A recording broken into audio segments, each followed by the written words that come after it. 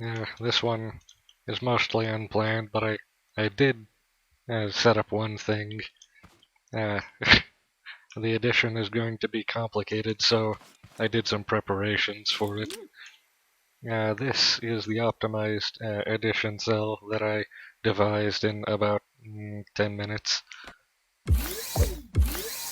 And the way this needs to be wired, the carry, which is this one here in this case, needs to be routed to these two. The first needs to be routed to these two, and the second needs to be routed to these two. And so it's a sort of a staggered pattern. And then through all of these and detectors, if it detects uh, two or more of any of these inputs, it sends a carry.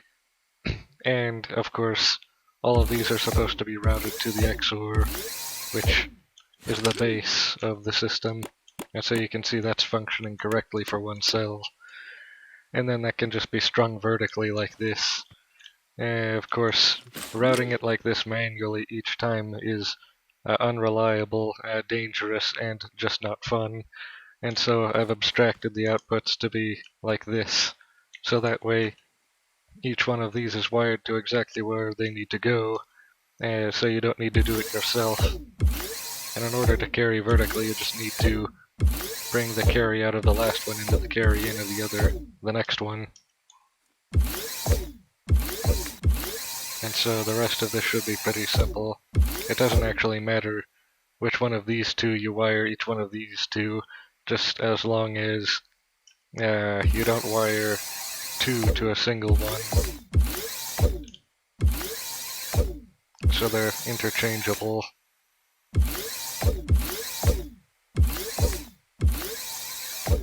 There. And I'm pretty sure this will function correctly now. Somewhat difficult to tell at this orientation. So, I have an idea.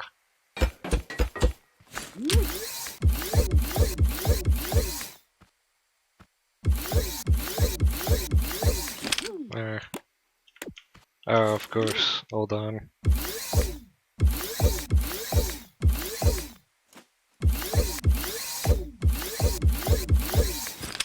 And now we can see.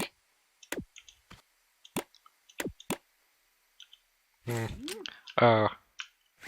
Hold on one more second. I forgot something. A critical component.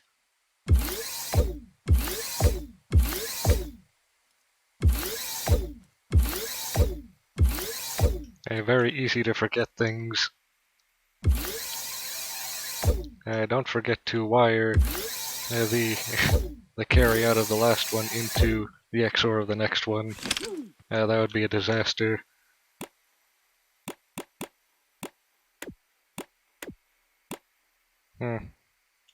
Of course, this is supposed to be the carry out of the entire system, and so that would be the only one you account for in that case. Yeah, like that. The rest of these are just the plain output.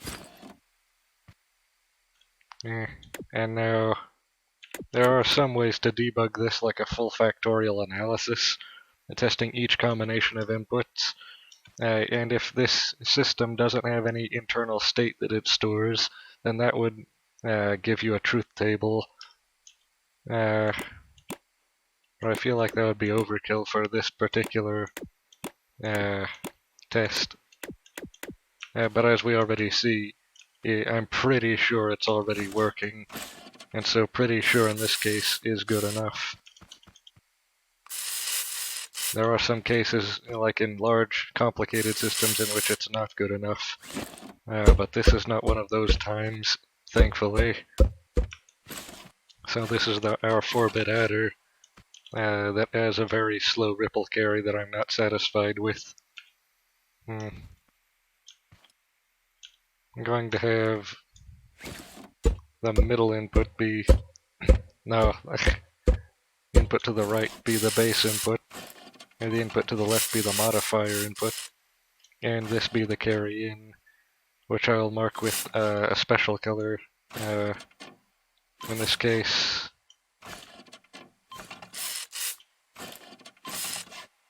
dark purple.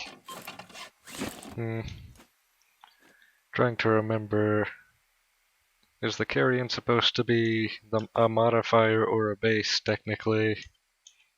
We'll find out later when we do subtraction, which also, another thing, subtraction is an easy modification.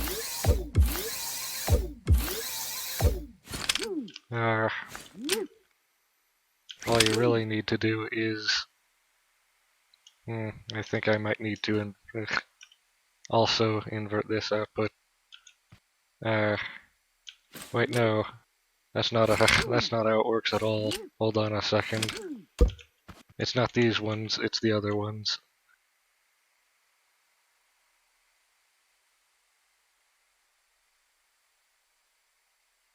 So it's your base that you want to be inverting, not the modifier. There. And so this is the negate pin. And also tie that to these.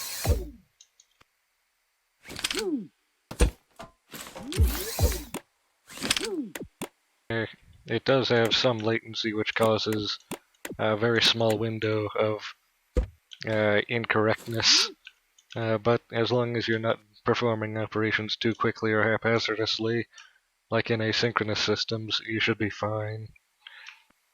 I'm pretty sure this needs to be inverted as well, but we'll figure that out later. I'll save this as our 4-bit adder cell. What was the standard I was using before? It's been a long time. There.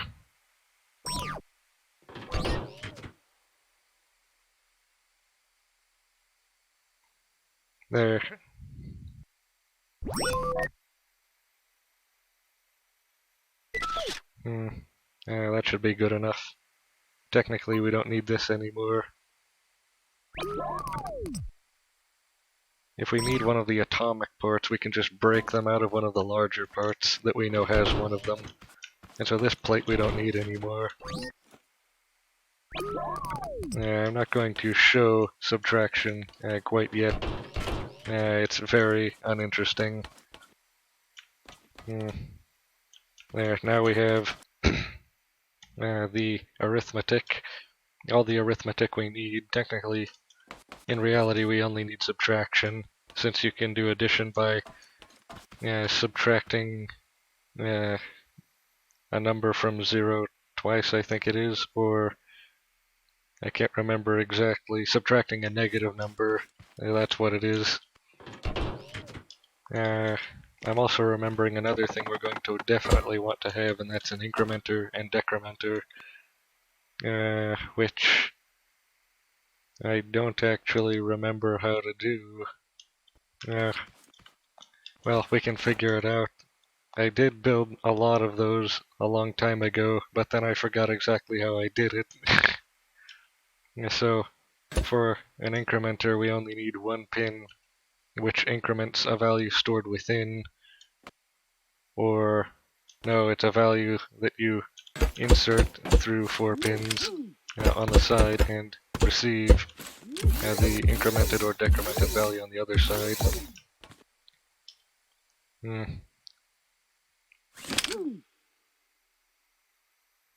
I'm remembering that this is similar to an adder, only the carry is a lot simpler to compute.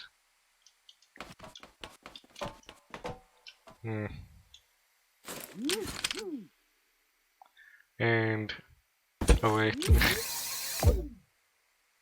there. And so, this actually has a truth table also, since it has no internal state. I think it's best to save that for later, because that's going to require a lot of deep thought, which takes time, and is boring for viewers.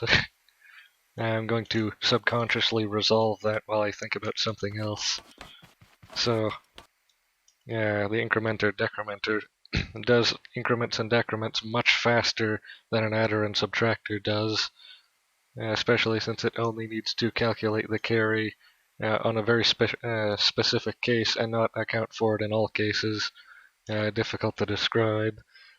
The flags is actually one of the easiest things to detect, so I'll save that for much later.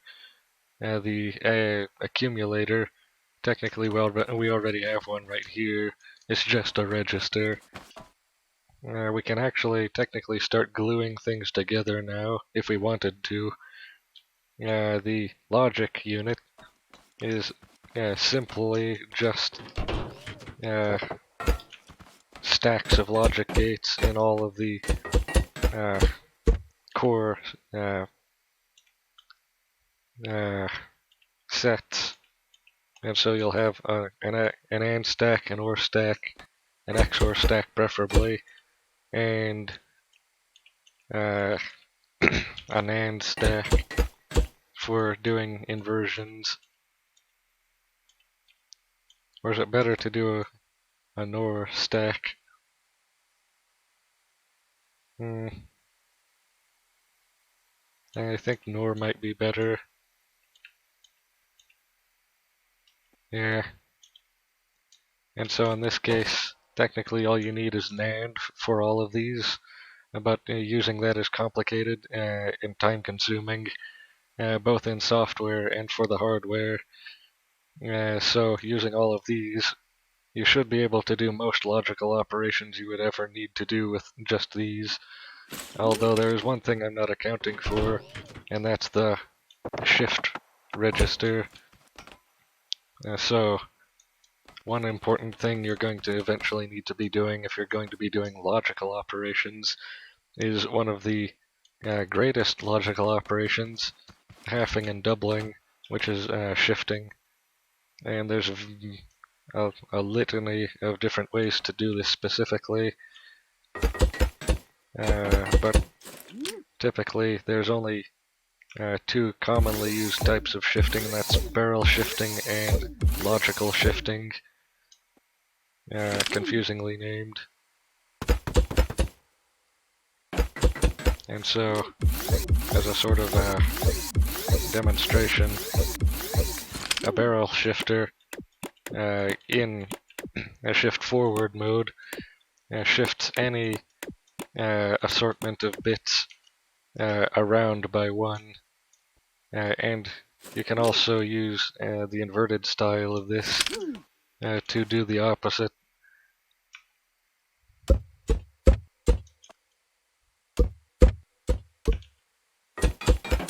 And so in this one, be shifting down,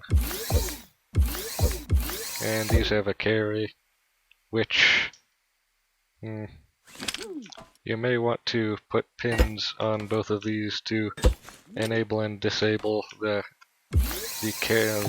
wraparound there. So by default, if something falls off the end, it's deleted is a strange word to use for this particular instance. Say it's discarded, that particular bit, instead of being carried into the other end.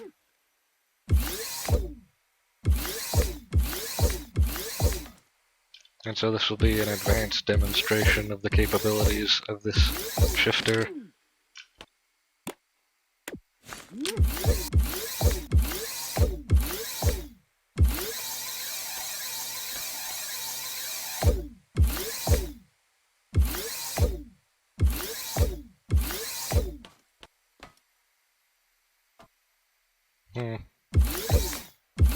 There.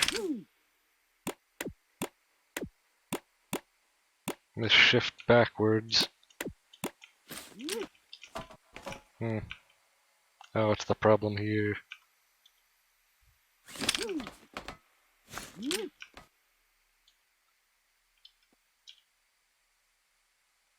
Oh, that's mysterious.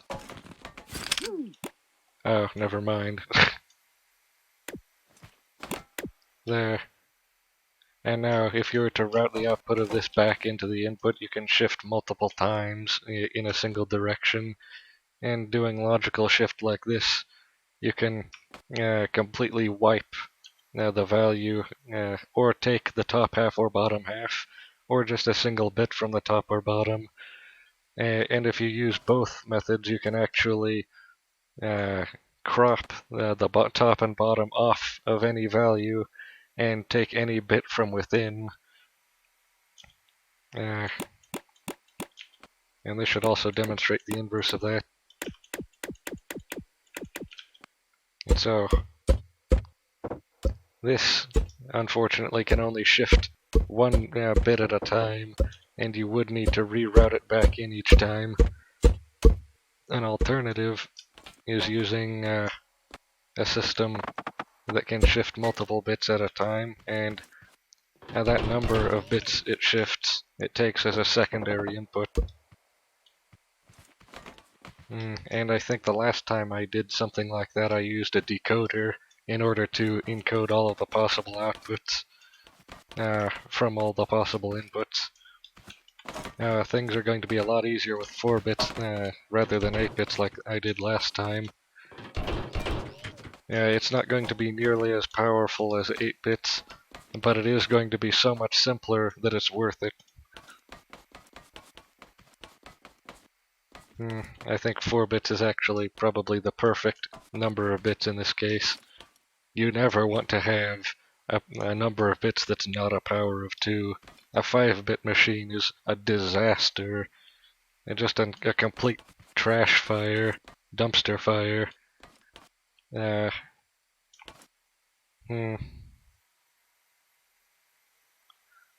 So we're actually going to want to... we have most of the parts of the ALU complete now. These 2 parts, this part, and we're working on this part right now. I'll probably figure that out later. These are not designs I'm going to be putting into the ALU per se, because, well, this one maybe, perhaps, but not this one, because I want a better shifter than this one. I think this one is trash. It's the simplest design possible, and it's useful for only the basic things. And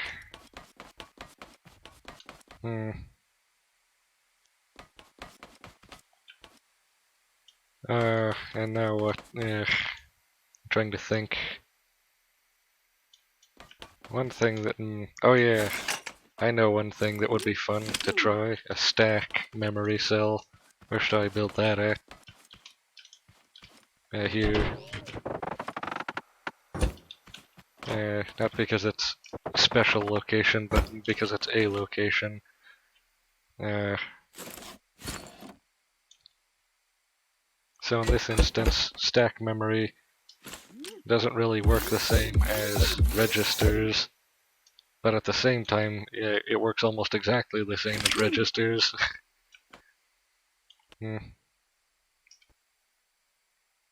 And so in stack memory, trying to remember exactly how this works, but that's going to be difficult.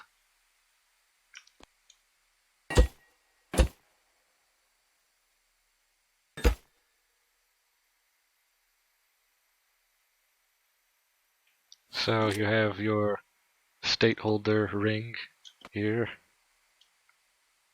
and then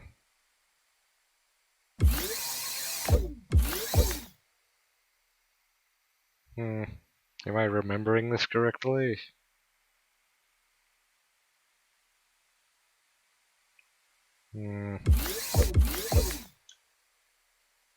If...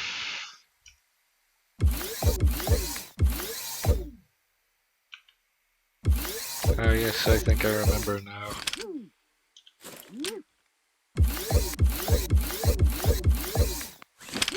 Unfortunate, however, that this requires something very special in order to function correctly, monostables, just because of how it works.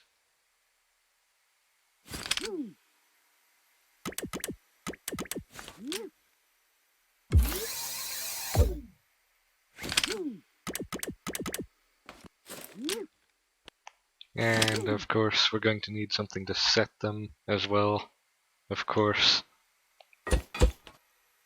So, I haven't described it very well yet, but essentially, imagine this as being this, but from another cell in the stack. So this would be the forward, and this would be the reverse. And so, how do I even explain this?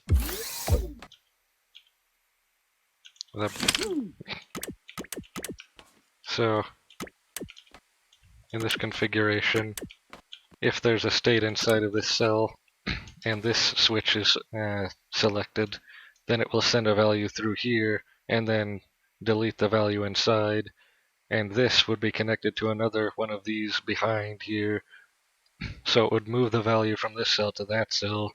However, if this is selected, this will be the output, which will move the value forward instead of in reverse.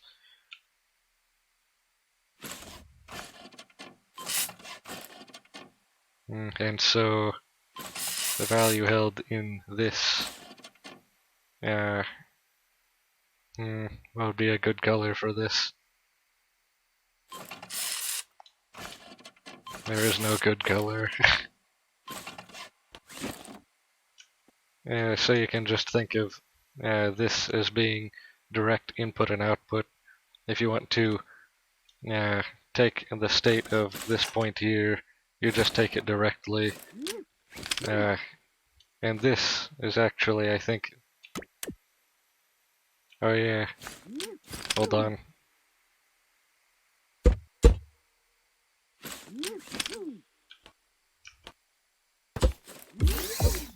So, there. And so now you can import the state from that pin. And so now it's acting more like a normal stack. And of course, first memorizing these connections, I can take this off of here and save this as stack cell.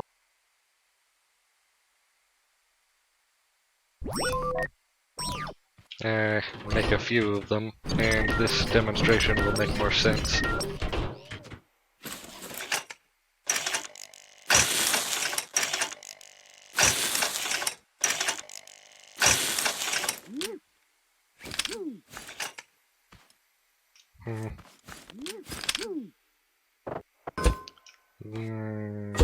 There.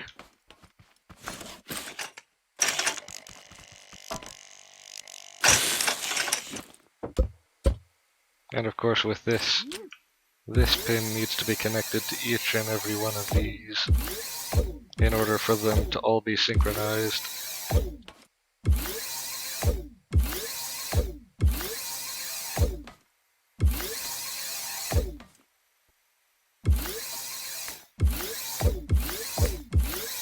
And then of course this needs to go like this on all of them. Okay.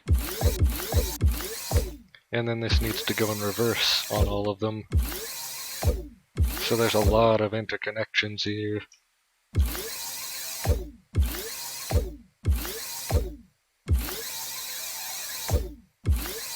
And it's easy to miswire it as well.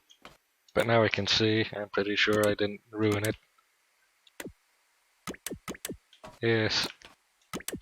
This is also very similar to how a SIPO shift register works, in which you take in a serial value and you can export it as a parallel value. So imagine at different times you would be receiving different bits, and you know exactly when all of the bits are going to be arriving because everything is synchronized, because you made a good system instead of making a poorly made system. which is actually unlikely. But my point being, you can send a large value through a single pin just by having the value be spread across time. And then of course you can also do the inverse, where you can directly inject values into these slots here and then export them back out. And that's a piezo shift register. And of course you can do the hybrid, which doesn't have any official name, I don't think. But it's both, in which you can put values in parallel and take them out in parallel, and do the same in series or in serial, which would then make this kind of like some kind of strange train station, thinking about it. And actually, now that I think about it, this would make a good barrel shifter, or just a shifter in general. Oh yeah, we could probably make a shifter just out of this alone. In which case, I'm actually going to take this and save it for later.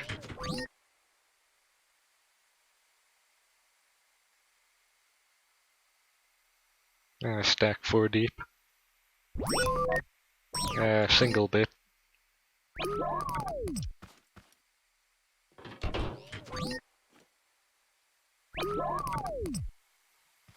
And yes, now that we have that, I think I can replace this now and just forget this ever existed, because it's a monstrosity. A monstrosity of nearsighted engineering.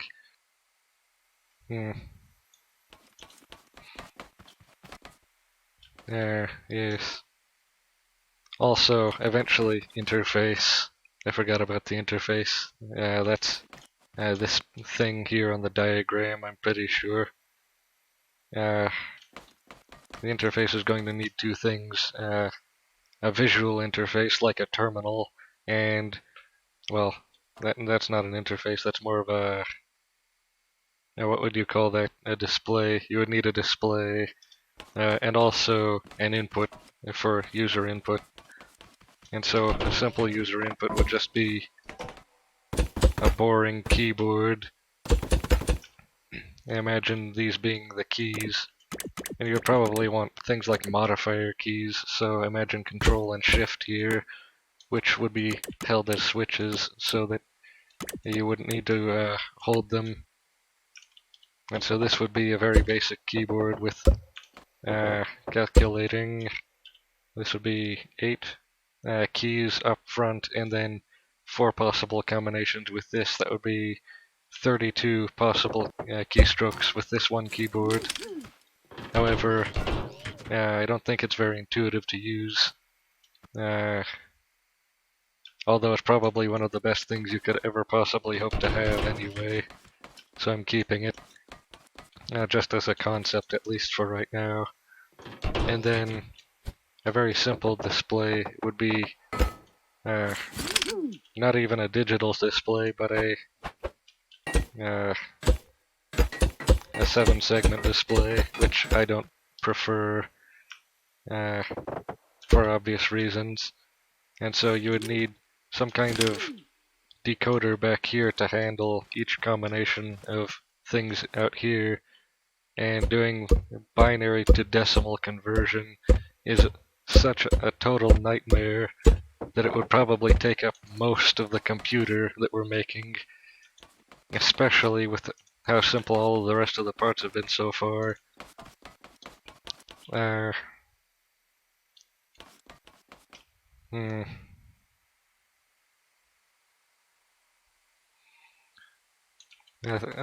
now I remember what I was going to say.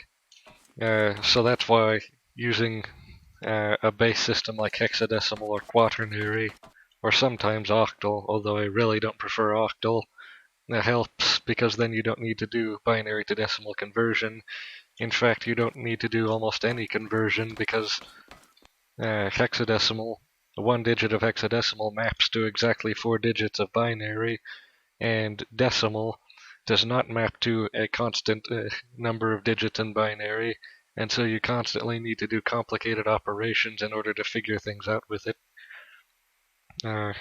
And quaternary maps to 2 digits of binary, each digit of quaternary. The reason I really hate octal is because 1 digit of octal maps to 3 digits of binary, which is not a power of 2. 2 is a power of 2 and 4 is a power of 2, and that's why I only ever consider using quaternary or hexadecimal. Recently I preferred quaternary because, well, it has distinct advantages over hexadecimal. So in quaternary you only need 4 symbols, and for my preferred symbols, you can either use 0 through 3, which is the normal way of doing things, or you can use special characters if you either want to be artistic or just think more easily with special characters that you make yourself.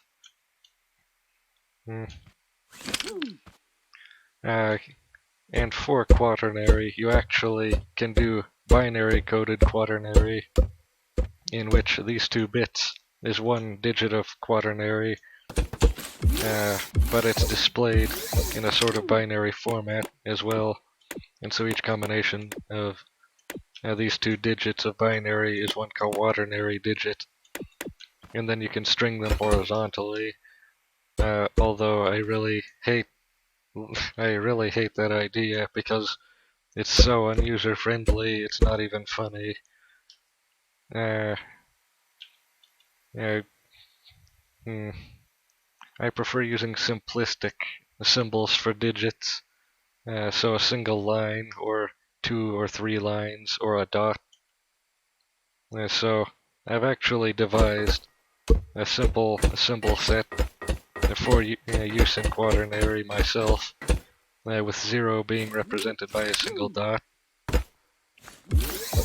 such as this, instead of a circle, which is a more complicated shape, which takes up more space. And then, hold on, just need to switch all these to OR gates for this presentation.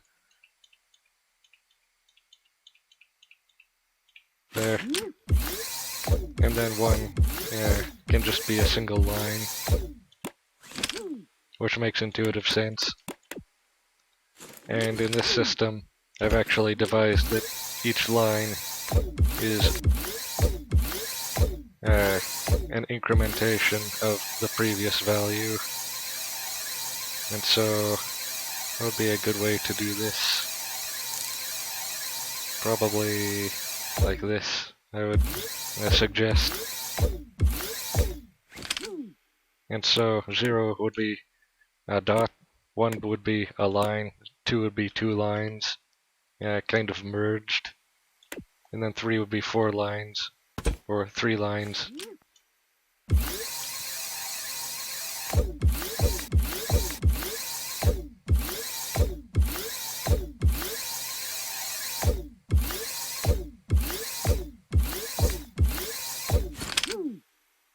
There. Well, it's kind of not a very good representation, although it's really hard to do good representation with such a low resolution display. So we have 0, 1, 2, and 3. And that's all the symbols we need for a single digit of quaternary. And the advantage of doing it this way is that you only need 2 digits of quaternary to represent 1 digit of hexadecimal, and so the maximum value you can reach with 2 digits of quaternary is 16, or, well, 15 if you account for 0 being one of the values possible in the combinations. I'm going to leave that like that for right now. For representing 256, you only need 4 digits of quaternary, or 255, for obvious reasons.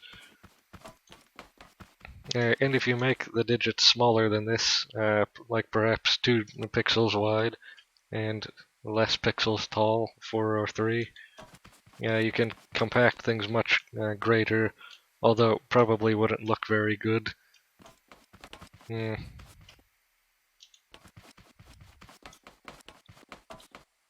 And of course, quaternary is an easier base to think with.